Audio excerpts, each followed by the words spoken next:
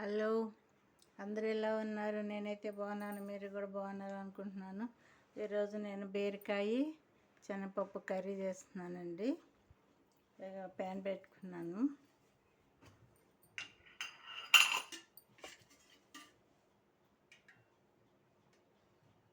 ఇట్లా ఆయిల్ వేసుకున్నాము.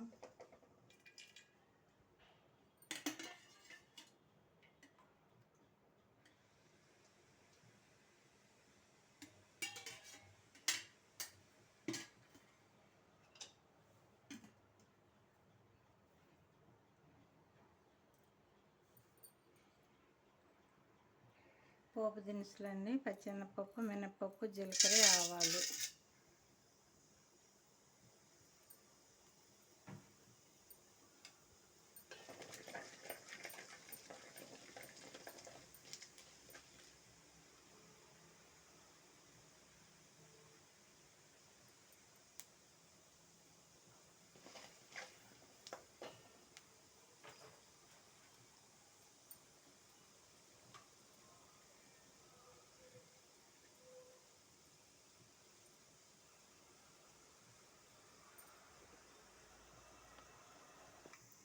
పోపు వేగిందని సన్నగా తరిగి పెట్టుకున్న ఆనియన్స్ వేస్తున్నాను. పెద్దది ఒకటి తీసుకున్నాను.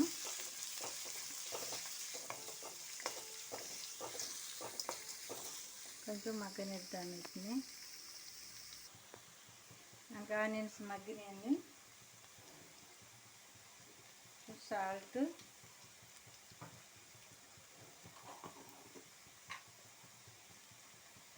పసుపు,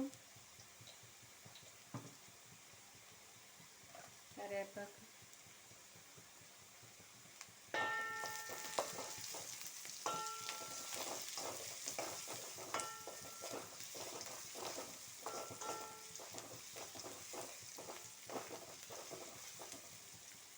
తర్వాత నేను 2 స్పూన్లు పచ్చెనపప్పు తీసుకొని నానబెట్టుకున్నానండి. శనగపప్పు వేసేస్తాను.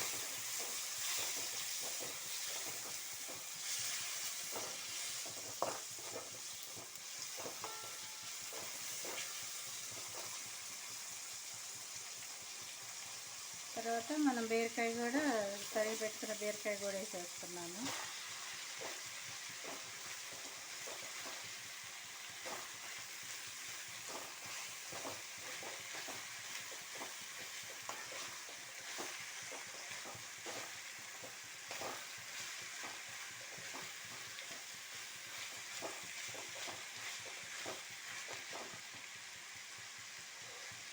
పెద్ద 2 టమాటాలు కూడా తరిగి పెట్టుకుని ఇవి కూడా వేసేస్తున్నాను.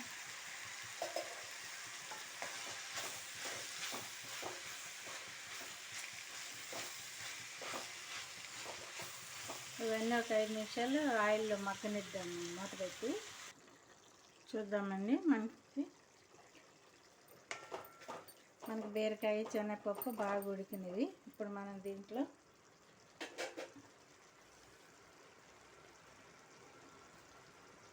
కొంచెం ధనియా పౌడరు,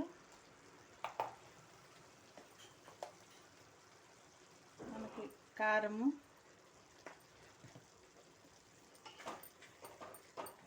కొంచెం కారం కూడా వేసుకున్నాము.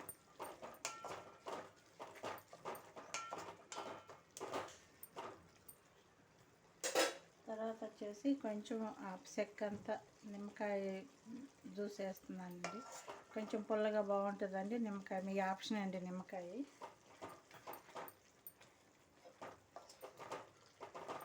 చివరిగా మనం కొత్తిమీర వేసేసుకున్నాం. కానండి బీరకాయ శనగపప్పు చాలా అంటే చాలా బాగుంటుంది. ఈ విధంగా ట్రై చేసి చూడండి. మనకి కండిషన్లో వస్తే చాలండి. మనకి ఇది మనం రైస్లో తినొచ్చు, రోటీ, చపాతి, జొన్న రొట్టెలు. ఈ మధ్య జొన్న రొట్టెలు బాగా ఇది అవుతున్నాయండి. జొన్న రొట్టెలు కూడా తినొచ్చండి. ఇక స్టవ్ ఆఫ్ చేసుకుందాం. మనకి కండిషన్లో ఉంటే సరిపోతుంది మనకి. ఓకేనండి, బాయ్.